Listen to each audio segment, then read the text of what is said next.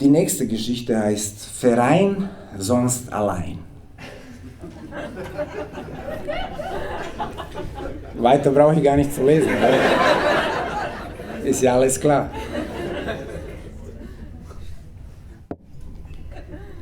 In Deutschland ist alles perfekt durchorganisiert, sogar das Freizeitvergnügen. So kam es mir zumindest vor, als ich hier vor fast 2 Jahrzehnten strandete. Ich hatte den Eindruck, dass sich 90% des sozialen Lebens in Vereinen und am Stammtisch abspielten. Selbst für Ausflippen gibt es feste Regeln. Bei Karneval oder auf dem Oktoberfest lässt man ein paar Tage ordentlich die Sau raus, danach herrscht wieder Ruhe. Neulich meinte ein deutscher Bekannter, viele Paare würden sogar das Fremdgehen organisieren, indem sie einmal im Jahr ohne Partner mit dem Kegelverein oder der Thekenmannschaft zum Ballermann nach Mallorca führen. Und selbst die eingewanderten Jugos haben sich von der deutschen Vereinsmeierei anstecken lassen und überall Kulturvereine gegründet, in denen Folklore getanzt und balkanesisch gegessen wird.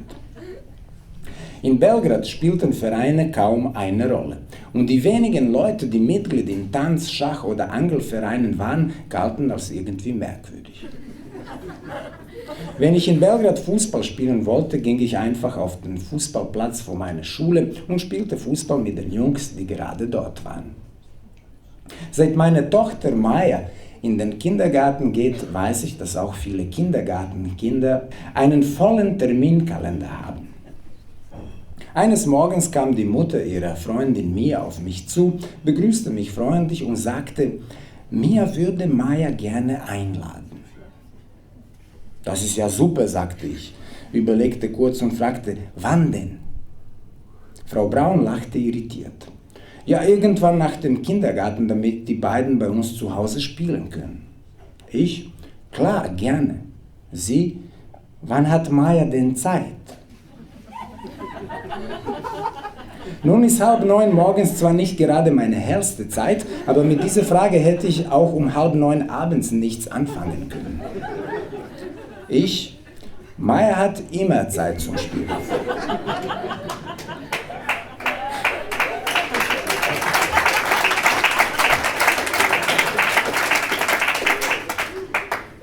Bei Mayas Freundin Mia war das offenbar nicht ganz so einfach. Sie hatte nur Freitagszeit.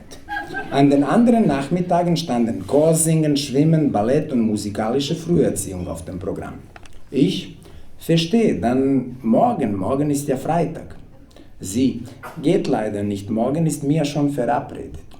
Schließlich beschlossen wir, dass sich Mia und Maya in der Woche drauf treffen würden, Freitag 16 Uhr. Wie der Privatsekretär eines Managers hatte ich das Leben meiner Tochter über eine Woche im Voraus verplant. Dabei wusste ich ja nicht mal, wo ich am nächsten Freitag um 16 Uhr sein würde. Und würde Maya in einer Woche überhaupt Lust haben, mit mir zu spielen? Vielleicht sollte ich doch einen Verein gründen, überlegte ich. Einen, bei dem jeder automatisch Mitglied ist und kommen und gehen kann, wann er will. Ein Verein gegen straff organisierten Kinderalltag und gegen Freizeitstress bei Erwachsenen. In der Satzung dieses Vereins stünde folgender Satz ganz oben. Wir wollen Spontanität, und zwar jetzt und nicht am nächsten Samstag um 16 Uhr.